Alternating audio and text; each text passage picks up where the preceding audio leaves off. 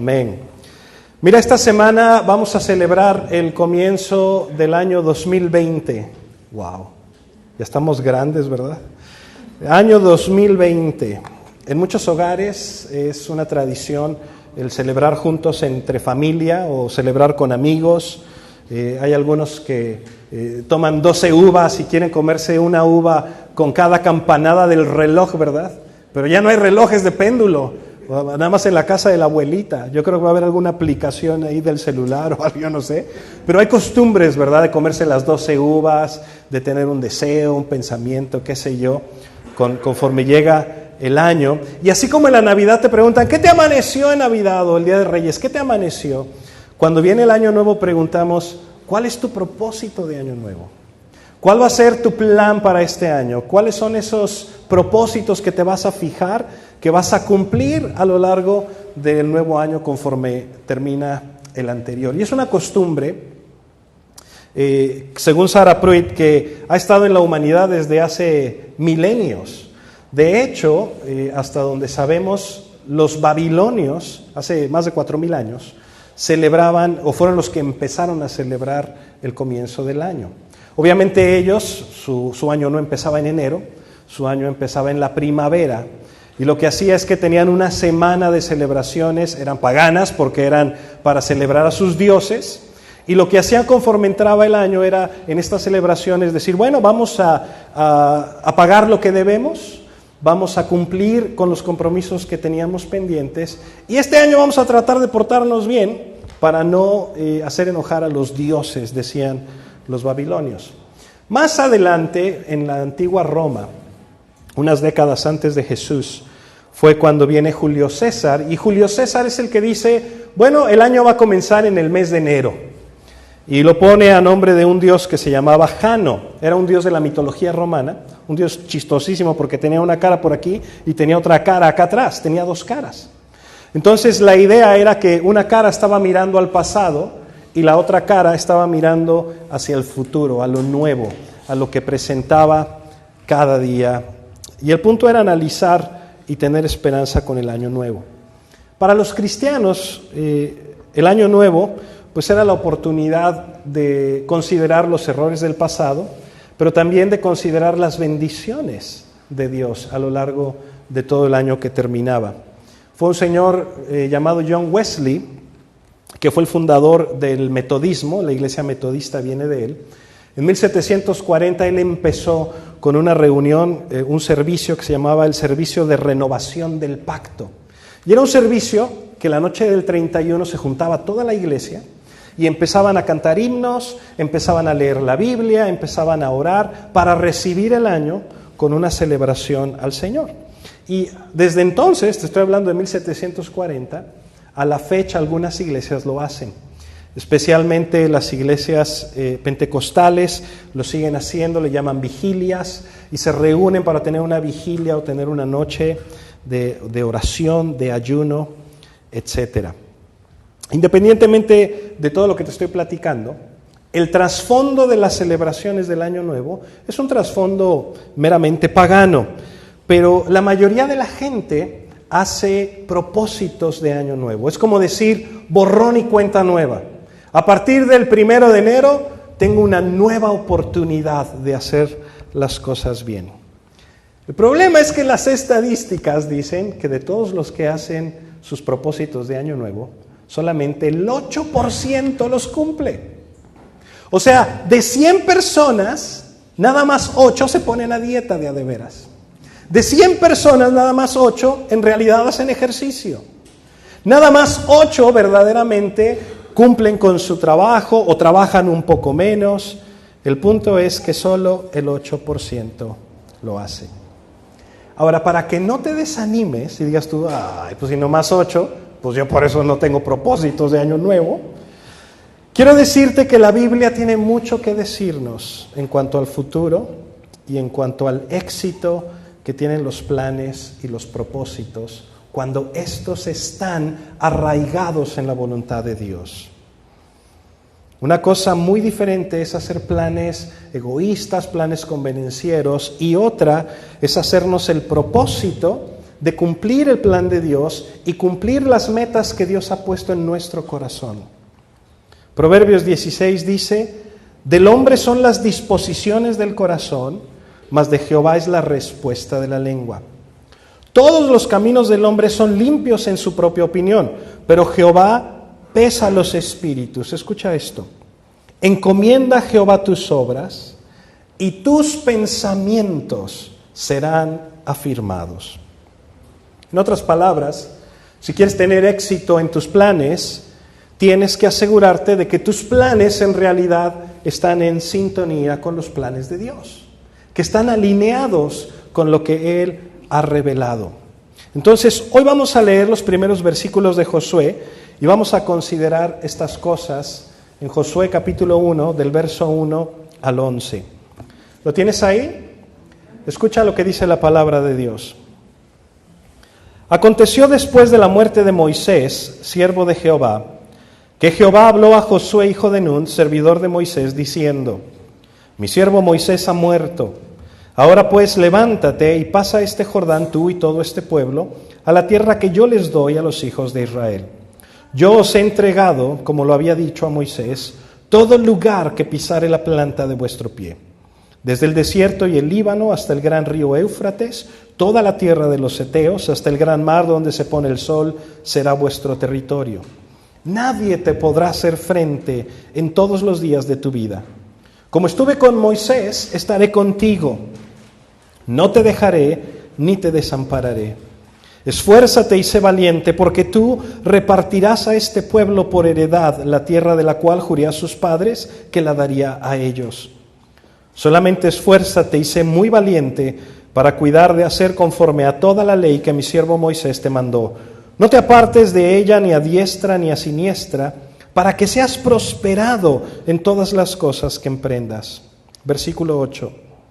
Nunca se apartará de tu boca este libro de la ley, sino que de día y de noche meditarás en él, para que guardes y hagas conforme a todo lo que en él está escrito. Porque entonces harás prosperar tu camino y todo te saldrá bien. Mira que te mando, que te esfuerces y seas valiente. No temas ni desmayes, porque Jehová tu Dios estará contigo en donde quiera que vayas. Y Josué mandó a los oficiales del pueblo diciendo: pasad por en medio del campamento y mandad al pueblo diciendo: preparaos comida, porque dentro de 3 días pasaréis el Jordán para entrar a poseer la tierra que Jehová vuestro Dios os da en posesión. Hasta aquí vamos a leer la palabra de Dios. Señor, te damos gracias por tu palabra, Padre. Te pedimos que tu Espíritu Santo hable a nuestro corazón con toda claridad y que el día de hoy, Señor, tu palabra nos exhorte, nos arraigue en ti con esa esperanza y con esa confianza que solo tú nos puedes dar. En el nombre de Jesús. Amén. Mira, este libro comienza con la muerte de Moisés. Tú seguro sabes que él era el líder de la nación, aquel que los había librado de la esclavitud con el poder de Dios y que los había dirigido a lo largo de 40 años durante su peregrinar en el desierto. Muere el gran hombre de Dios y ahora Dios le llama a Josué, el hijo de Nun. Sabemos muy poquito acerca de Nun, pero a Josué se le nombra unas 30 veces en el Pentateuco. 3 veces lo llaman con su nombre original, que es Oseas, y Oseas quiere decir salvación. Pero Moisés le cambia el nombre y le pone Josué, que quiere decir Jehová salva o Yahweh salva. Y la primera vez que lo vemos pelear o dirigir un ejército es en Éxodo capítulo 17, cuando la nación de Israel está peleando contra los amalecitas. ¿Te acuerdas que estaban ellos en un valle y estaban todos peleando, Israel contra los amalecitas? Pero Moisés estaba por allá en un cerro y tenía sus manos levantadas al cielo Moisés, y de repente iban ganando los israelitas. Pero cuando Moisés se cansaba y empezaba a bajar los brazos, ¿qué pasaba? Los amalecitas empezaban a arreciar y empezaban a hacer retroceder a la nación de Israel. Y de pronto Moisés levantaba otra vez las manos y entonces los israelitas tomaban fuerza y empezaban a vencer a los amalecitas. La lección que Dios le estaba dando a Josué en ese momento Es lo que leemos más adelante en 1 de Samuel capítulo 17, verso 47, que dice: sabrá toda esta congregación que Jehová nos salva con espada y con lanza, porque de Jehová es la batalla y Él los entregará en nuestras manos. En otras palabras, Josué tenía que entender que la batalla es del Señor. Es Dios quien conquista. Que tú y yo podemos ser muy diestros con nuestras habilidades. Que tú y yo podemos tener grandes talentos. Podemos ser excesivamente inteligentes. Podemos ser muy capaces. Pero a fin de cuentas, quien gana las batallas, quien nos hace tener éxito en nuestra vida, es Dios. No importaba lo bien que pelearan los israelitas. Cuando los brazos de Moisés bajaban, perdían. Cuando subían, ganaban. Y si tú lees Éxodo 17, en el verso 14, el Señor le dice explícitamente a Moisés: quiero que registres toda esta batalla en un libro y quiero que se la leas a Josué. Josué tenía que aprender esa lección. Y Josué no era nada más un asistente de Moisés, sino que Josué había sido el joven que había estado con Moisés y que lo había acompañado en el monte Sinaí cuando Dios les dio la ley a Moisés. Él lo había acompañado y se había quedado a mitad de camino. Era Josué el que estaba en la tienda de la presencia de Dios cuando el Dios Todopoderoso hablaba cara a cara con Moisés. Josué fue uno de los 12 espías que enviaron a la tierra prometida y que cuando regresan Josué y Caleb le dicen a toda la congregación: ¡hey, vamos, tomemos la tierra porque Dios la va a entregar en nuestra mano! Y que la gente no les creyó y no quiso hacerlo. Y por ello el Señor los castiga a toda esa generación en el desierto durante 40 años. Pero de toda esa generación, solo Josué y Caleb entran a la tierra que Dios les había prometido. Te cuento todo esto porque creo que es bien importante que tú y yo podamos ver el proceso de lo que Dios estaba haciendo en la vida de este hombre hasta el punto en el que le llama a conquistar la tierra prometida. La semana pasada te hablaba acerca del control soberano de Dios. Te hablaba del determinado amor de Dios, que Él siempre efectúa sus propósitos. Y hoy podemos ver en la historia de Josué cómo es que Dios nos va preparando. Cada paso de nuestra vida nos va preparando ¿para qué? Para que cumplamos el propósito que tiene sobre la vida de cada uno de nosotros. Eso quiere decir que a lo largo de toda tu vida, independientemente de si tienes 12 años o si tienes 70 o 80 años, Dios ha estado obrando en cada una de tus circunstancias. Te ha estado preparando para el llamado que tienes sobre tu vida, para que puedas tener éxito en el propósito de Dios para ti. Es bien importante que entendamos esto, que lo podamos ver con claridad. ¿Por qué? Para que podamos tener la confianza, esa confianza que viene de parte de Dios. Mira lo que dice el versículo 2. Dice: mi siervo Moisés ha muerto. Ahora pues levántate y pasa este Jordán, tú y todo este pueblo, a la tierra que yo les doy a los hijos de Israel. Digo, yo no sé si a ti o a mí, pero más de dos, hoy si escuchásemos esto nosotros y el gran líder murió y viene el Señor y te dice: tú vas a hacer esto, y, Señor, ¿estás seguro? Segurísimos, en serio, no te estás equivocando. ¿Seguro que quieres que yo me lleve a todo este pueblo a la tierra prometida? Ya no está ese gran hombre de Dios que hablaba contigo cara a cara. Dios le está pidiendo que se convierta en el líder de la nación. Y no nada más eso, sino que dirija a esos hombres que nacieron en el desierto. Sus padres habían sido esclavos en Egipto, vagaban durante 40 años. Pues con los hijos de los esclavos vas a conquistar naciones que estaban establecidas desde hacía décadas en la tierra prometida. Y sabes, tú lo tienes que hacer. ¡Wow! ¿Sabes qué es lo peor de todo? Josué no tenía Google, No tenía YouTube para poner ahí, a ver este tutorial, ¿cómo derribar una ciudad amurallada como Jericó? Tenía nada de eso el pobre, imagínate. Y déjame decirte algo maravilloso. Cuando Dios nos da una orden, cuando Él nos dice algo de manera directa, de manera clara, sin lugar a dudas, Él hace algo maravilloso. Le dice, levántate, pasa a este Jordán, tú y todo este pueblo, y fíjate cómo le dice, a la tierra que yo les doy. Esto, queridos hermanos, me encanta del Señor. En la mente de Dios no es a la tierra que les daré, es a la tierra que les doy, que ya les di, la tierra que ya es tuya. No es como cuando le dices a tu hijo, mira mi hijo, si haces el patio, te voy a llevar a comprar una nieve. ¿Por qué? Porque a lo mejor te hablan del trabajo, a lo mejor se te olvida, a lo mejor hay una emergencia, a lo mejor se ponchó el qué sé yo, pero puede que no le cumplas lo de la nieve. No, Dios no lo hace así, Dios lo hace al revés. Dios es como si fuera y comprara la cubeta de nieve y llegara a tu casa con la nieve y le dijera, mira hijo, esto es tuyo, no más que barras el patio. ¿Me explico? Hay una gran diferencia. El versículo 3 dice, yo os he entregado, como lo había dicho a Moisés, todo lugar que pisare la planta de vuestro pie. Mira nada más la fidelidad de Dios. Él lo había prometido. Y ahora dice, yo te entregué todo lugar que pisara la planta de tu pie es tuyo.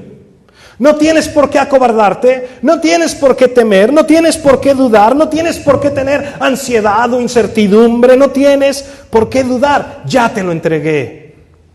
Es tuyo. ¿Sabes?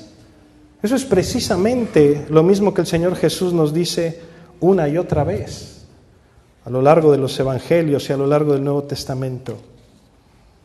Él ya hizo su parte.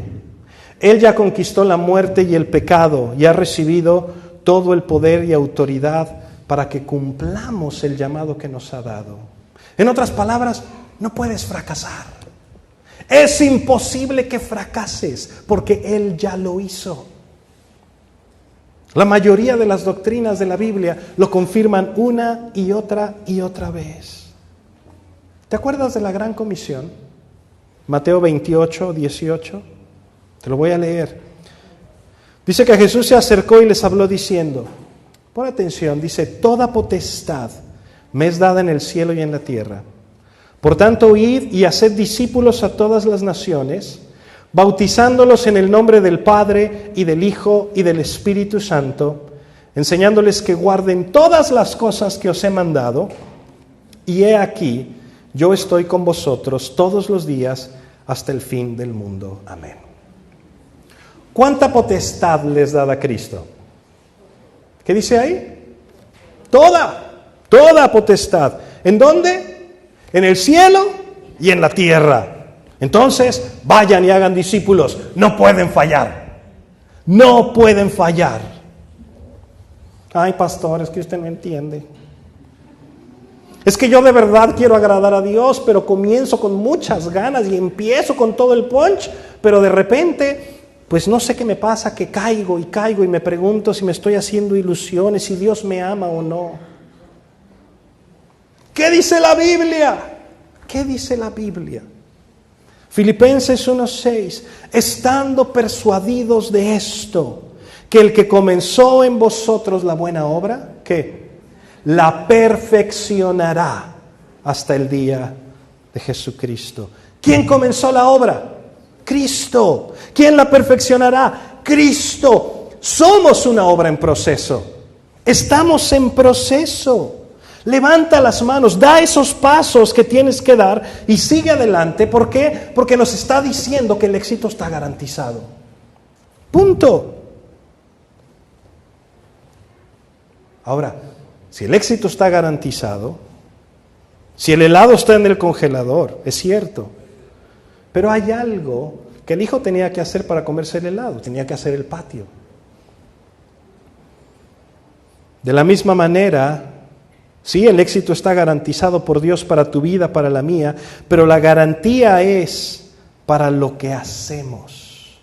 No para que nos sentemos cruzados de brazos esperando que el éxito caiga del cielo. No, el Señor nos está pidiendo que hagamos algo.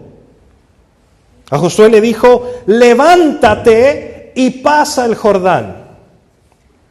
El versículo 6 le dice, esfuérzate, sé valiente. En el versículo 8 le dice, medita en la palabra de Dios, obedécela, no temas, no desmayes.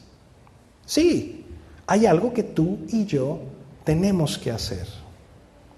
Pero ese es el punto. Toda la gente siempre tenemos cosas que hacer, pero no sabemos si el resultado de lo que hacemos tendrá fruto o no. Lo que la palabra de Dios nos está diciendo esta mañana es que cuando haces las cosas que Dios te ha dicho, siempre tendrá fruto. Siempre tendrá fruto. El éxito está garantizado. Mira, hace más de 30 años conocí a un hombre que estaba dirigiendo un grupo de jóvenes en una iglesia. Era un tipo brillante, era un hombre inteligente, una inteligencia espectacular. Leía la Biblia, el Espíritu Santo venía, le traía una iluminación especial, alumbraba su entendimiento de una manera muy especial, enseñaba a los jóvenes, predicaba con mucha destreza. Su esposa al principio se resistía un poco al Evangelio, pero después se agarró del Señor y se agarró con mucha fuerza. Pues este hombre tenía un llamado de Dios para ser pastor, pero él prefirió esconderse detrás de su profesión y entonces, en lugar de seguir ese llamado maravilloso de parte de Dios, empezó algunos años después a dejar de ir a la iglesia. Unos años más tarde, los pleitos con su esposa se hicieron cada vez más intensos.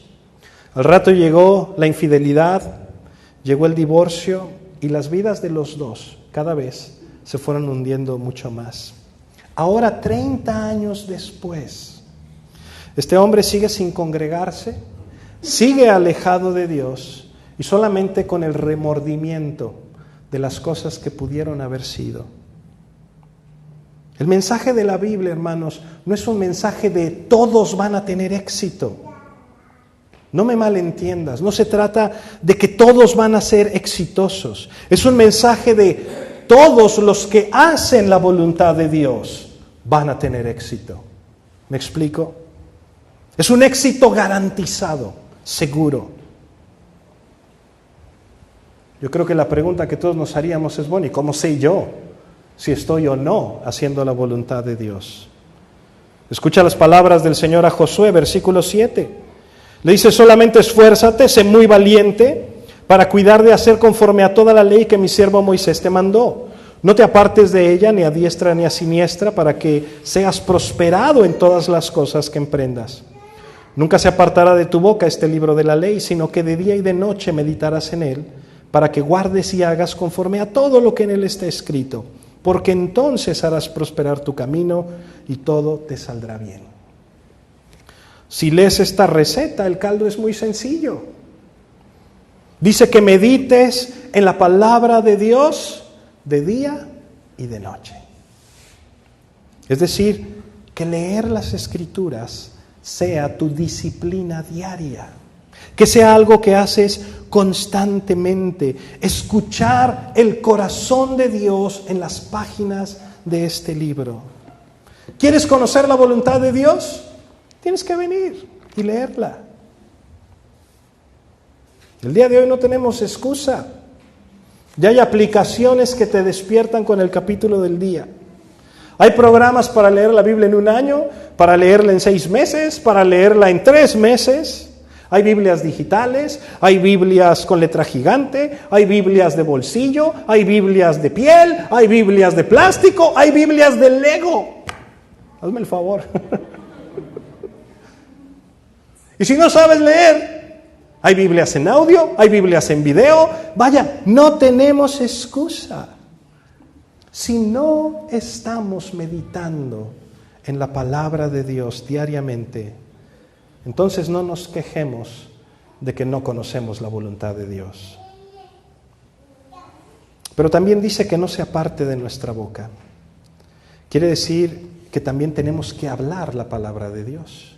Y es el resultado lógico. Cuando meditas en la palabra de Dios, viene alguien, te pide un consejo y lo primero que te viene a la cabeza es el pasaje que habías estado meditando y entonces le hablas las palabras de Dios, las Escrituras. ¿Me explico? Y todo esto lo hacemos, ¿para qué? Para obedecer la palabra de Dios. No para sonar muy abusados y, yo conozco tanta Escritura. Mira, me sé de memoria el Salmo 1, bienaventurado el varón que no anduvo en consejo. No para ganar discusiones. Lo dejé bien callado porque la Biblia dice. No. ¿Para qué? Para que la obedezcamos. Para que vivamos la palabra de Dios de manera que se pueda ver en nuestras vidas, en nuestra interacción diaria, unos con otros. Por eso le dice a Josué que no se aparte ni a derecha ni a izquierda. Le está diciendo, es bien fácil volverte un fariseo o volverte un seduceo. O sea, un legalista insoportable, que todo está mal, todo está mal, todo está mal, o un libertino insoportable que maltrata y trastorna la palabra de Dios y la convierte en libertinaje. Dice 1 Tesalonicenses 1:4 que la voluntad de Dios es tu santificación.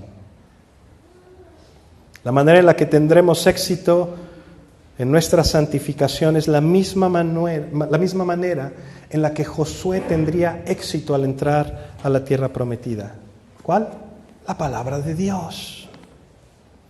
Lo que más me encanta de todo esto es la promesa de Dios a Josué. En el versículo 9, Dios le dice las palabras más reconfortantes de toda la Biblia. Porque Jehová tu Dios estará contigo a donde quiera que vayas. A fin de cuentas, cuando tus ojos están fijos en el propósito de Dios, no nada más vas a tener éxito en todo lo que emprendas, sino que el Dios Todopoderoso siempre estará contigo. ¿Te fijaste que son las mismas palabras de Jesús? Lo que les dijo a sus discípulos en la Gran Comisión: he aquí, yo estoy con vosotros todos los días hasta el fin del mundo. ¡Wow! Porque Dios está contigo, puedes tener confianza. Porque Dios está conmigo, no temeré. Porque Dios está conmigo, sé que Él me dará la victoria. Mira finalmente lo que hace Josué, versículo 10. Dice que manda a los oficiales del pueblo y les dice: pasad por en medio del campamento y mandad al pueblo diciendo: preparaos comida, porque dentro de 3 días pasaréis el Jordán para entrar a poseer la tierra que Jehová vuestro Dios os da en posesión. O sea, Josué no se quedó pasmado con las palabras y las promesas de Dios, tomó acción. Josué obedeció, Josué avanzó al propósito del Padre. Así como lo hizo nuestro Señor Jesús, así como lo hicieron los apóstoles, así como lo hicieron los discípulos de los apóstoles y todos los cristianos que vinieron detrás de ellos a lo largo de los siglos. Tú y yo tenemos que hacer lo mismo. Todos los que nos decimos seguidores de Cristo, discípulos del Señor, tenemos que hacer lo mismo. Entonces, más que dietas, más que ejercicios, más que ahorros, más que viajes al extranjero, negocios o lo que sea que todo el mundo planea para Año Nuevo, tú y yo tenemos que comenzar a trabajar hoy mismo en nuestra santificación. Tú y yo tenemos que empezar a trabajar hoy mismo en la voluntad de Dios, porque es en lo que tendremos éxito. Cada oportunidad que Dios te pone de frente, agárrala, tómala. Vive santamente, siendo ejemplo de los demás en palabra, en conducta, en amor, en espíritu, en fe, en pureza. Dice 2 de Pedro 1, haciendo estas cosas no caeréis jamás. Y de esta manera os será otorgada amplia y generosa entrada en el reino eterno de nuestro Señor y Salvador Jesucristo. Entonces no te sueltes de aquel que lo ha dado todo, de esa gracia inmerecida, de ese favor por el cual ya nos ha hecho sus hijos. Porque, ¿sabes? No puede fallar. Él es Dios. Amén. ¿Por qué no te pones de pie? Me dejas orar contigo y pedirle al Señor que nos ayude en todo este proceso. Padre, yo te doy gracias, Señor, por tu palabra. Te doy gracias porque podemos ver tu fidelidad. Cómo cumpliste tu fidelidad, tu palabra, Señor, para con Moisés, en la vida de Josué y de toda la nación. Pero aún así lo hiciste en Cristo Jesús y en cada uno de nosotros. Señor, que esta mañana podamos verdaderamente ver con claridad el propósito que tú tienes para la vida de cada uno de nosotros. Y que nuestra meta, que nuestro objetivo sea poder, Señor, con nuestros ojos fijos en Cristo, alcanzar ese propósito en el cual no podemos fracasar. Gracias por tu amor, Señor, gracias por tu fidelidad. Gracias por todas y cada una de las bendiciones que has derramado sobre nuestras vidas hasta el día de hoy. Bendecimos tu nombre, Señor, en el nombre de Jesús. Amén.